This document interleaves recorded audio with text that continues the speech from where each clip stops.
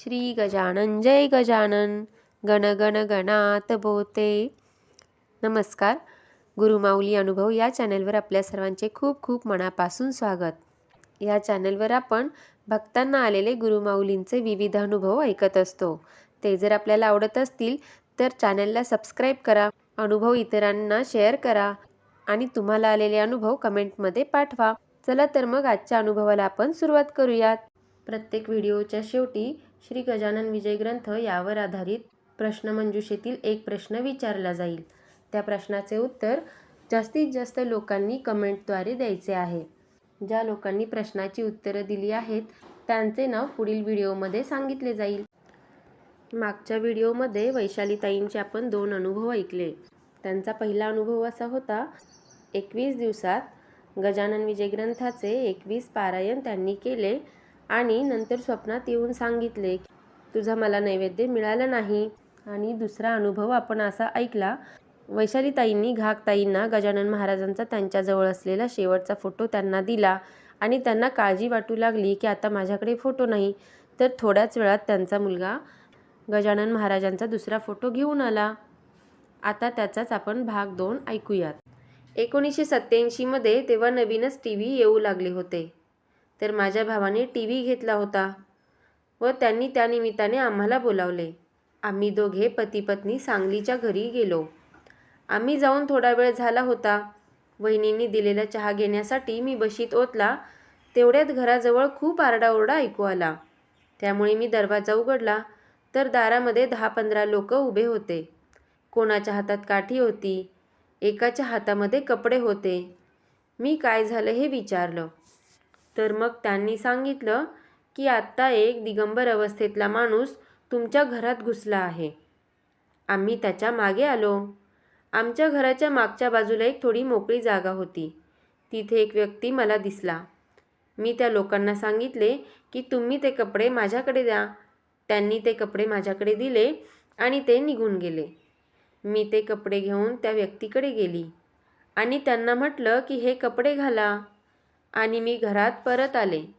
चहा घेऊन त्या व्यक्तीला काही चहापाणी द्यावं या उद्देशाने तिथे बघायला गेले तर तिथे कोणीच नव्हते।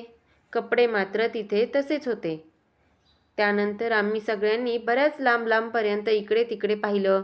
हरिपूर, विष्णुघाट अशा 2-3 रस्त्याला पाहिलं, पण आम्हाला कुठेही तशी व्यक्ती दिसली नाही। थोड्या वेळाने माझ्या बहिणीकडे जायला आम्ही निघालो। तेव्हा मनात आलं की गजानन महाराज तर आले नसतील आपल्याला दर्शन द्यायला, आणि मी तसं यांना म्हटलं तर तेव्हा माझी चेष्टा करून म्हणाले, तुला कशाला दर्शन द्यायला महाराज येतील।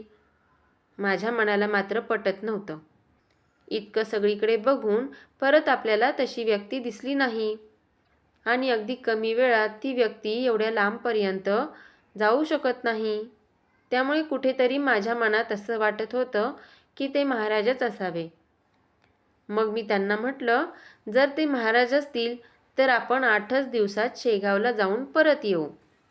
यावर तेही हसले आणि म्हणाले, आत्ता एवढ्यात आपल्याला शेगावला जाणं शक्यच नाही आणि मला नाही वाटत की महाराज असतील। नंतर आम्ही माझी बहीण सौ लक्ष्मी वामनखरेकडे गेलो।